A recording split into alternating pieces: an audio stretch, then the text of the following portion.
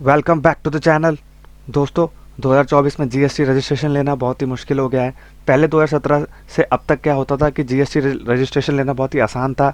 आप अपने डॉक्यूमेंट्स डालते थे पोर्टल पे ऑनलाइन, और अगर प्रॉपर ऑफिसर को अगर सारे डॉक्यूमेंट्स ओके लगते थे तो वो जीएसटी रजिस्ट्रेशन को अप्रूव कर देते थे। अब 2024 में क्या हुआ कि अब इन 7 सालों में जीएसटी में बहुत फ्रॉड्स हुए, इनपुट टैक्स क्रेडिट का गलत इस्तेमाल हुआ, तो काफ़ी दिक्कतें आई। तो डिपार्टमेंट ने क्या करा कि जीएसटी रजिस्ट्रेशन प्रोसेस को बड़ा स्ट्रिक्ट कर दिया गया है और न्यू एडवाइजरी जारी करी है। उसमें हम लोग आगे जाके देखेंगे कि एडवाइजरी में क्या क्या दिया है। और पहले हम देख लेते हैं कि जीएसटी रजिस्ट्रेशन का प्रोसेस क्या होता है। तो हम पहले क्या करते थे कि इधर जाते थे, रजिस्टर नाउ में करते थे। रजिस्ट्रेशन रजिस्टर नाउ में जाके आप यहाँ पे अपना पूरा आई एम टैक्स पेयर करते थे। यहाँ पे स्टेट अपना डालते थे, डिस्ट्रिक्ट डालते थे, पैन नंबर डाल देते थे और नेम डालते थे। फिर एड्रेस और अपना ईमेल एड्रेस और अपना नंबर डाल देते थे और प्रोसीड करते थे। फिर आपके पास एक विंडो ओपन रहता था। विंडो में क्या होता था, बहुत सारी चीज़ें होती थी। इसमें आपका एड्रेस आता था, सब कुछ आता था, अपना चेक वेक्स। एंड में जाके वेरिफिकेशन से पहले एक डिटेल आती थी कि आधार ऑथेंटिकेशन। आधार ऑथेंटिकेशन के बाद आपका क्या होता था कि भाई अब आप आधार नंबर डालते थे, उसमें अपना ओटीपी डालते थे, उसको वेरीफाई करते थे। उसके बाद आपका रजिस्ट्रेशन का प्रोसेस का मतलब कि जो इनिशियल स्टेज था वो कंप्लीट होता था। उसके बाद अब आपका 7 दिन के अंदर अंदर जीएसटी रजिस्ट्रेशन अगर डॉक्यूमेंट आपके ऑफिसर को अगर ओके लगते थे तो आपका जीएसटी रजिस्ट्रेशन आपको अप्रूव कर दिया जाता था।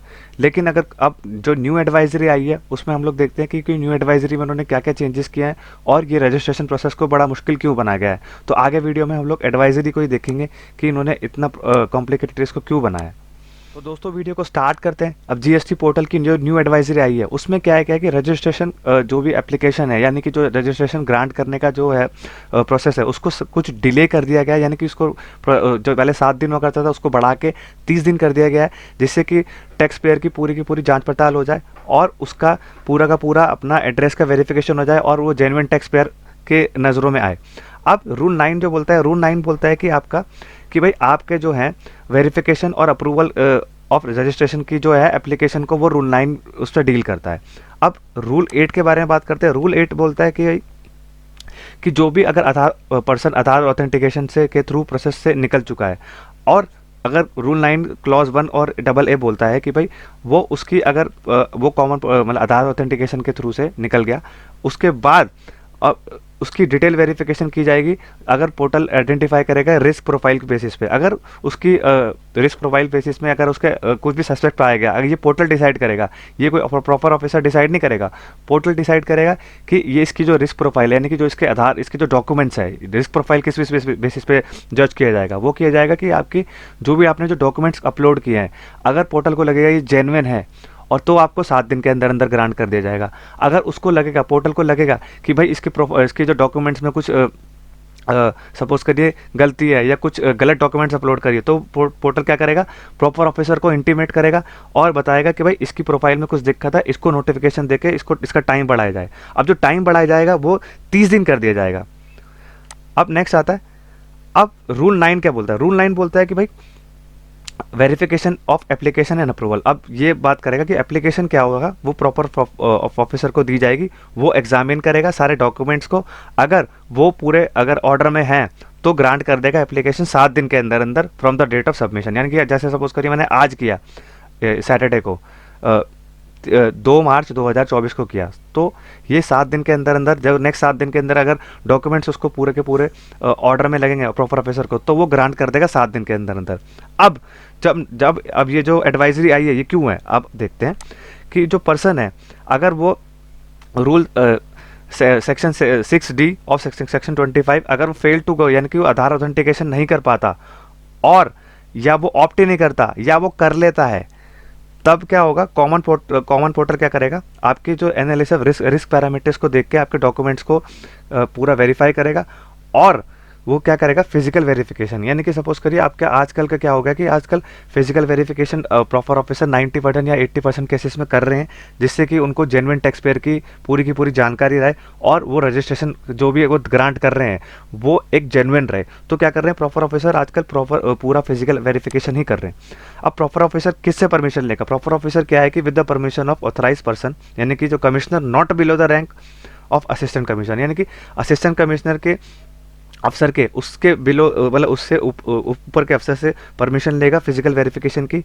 और वो क्या करेगा, रजिस्ट्रेशन ग्रांट कर देगा 30 दिन के अंदर from the date of application after verification of the places. यानी कि वो क्या करेगा, अगर उनका रिस्क प्रोफाइल बेसिस पे लगेगा और वो पूरा वेरिफिकेशन कर लेंगे, पूरा साइट को विजिट कर लेंगे, और आपके प्रिंसिपल प्लेस ऑफ बिजनेस, यानी कि यही सबसे ज़्यादा केयरफुल चीज़ है, इस पे इसी बेसिस पे फर्जी रजिस्ट्रेशन क्लेम किए जाते हैं और इनपुट टैक्स क्रेडिट का गलत इस्तेमाल होता है।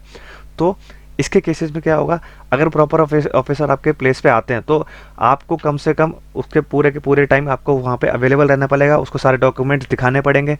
और वो क्या, अगर मेरे साथ एक प्रैक्टिकल केस हुआ था, मैं आपको वो बता देता हूँ। उसमें क्या किया था, साउथ एक्स की बात है, एसएससी का यानी कि जो टैक्स पेयर था उसकी फ़ोटो तक ली गई, उनके वो एक रेस्टोरेंट था उसके पूरे मेन्यू के साथ फ़ोटो ली गई, तब जाके उसको जीएसटी का रजिस्ट्रेशन ग्रांट किया गया। तो अब ये जब करने के बाद पूरे डॉक्यूमेंट्स को वेरीफाई करेगा, फिर 30 दिन के अंदर अंदर वो उस रजिस्ट्रेशन को ग्रांट करेगा।